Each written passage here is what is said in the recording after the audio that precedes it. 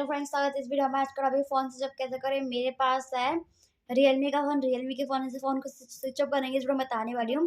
और आप मेरे चैनल को सब्सक्राइब कर लीजिएगा और मेरे वीडियो को लाइक कर लीजिएगा। फ्रेंड्स, सबसे पहले आपको जो है फ़ोन को दबा के रखना है। यहाँ कुछ ऐसा ऑप्शन आएगा आपको, यहाँ पे पावर के नीचे आपके ऐसे स्क्रॉल कर देना है, आपका जो है फ़ोन स्विच ऑफ हो जाएगा।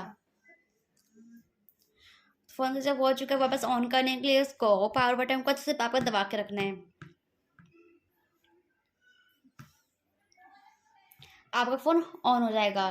तो ऐसे अपने फ़ोन में जब फ़ोन को स्विच ऑफ करेंगे वापस ऑन करेंगे, तो वेट करते हैं, ऑन होने थोड़ा टाइम लगेगा।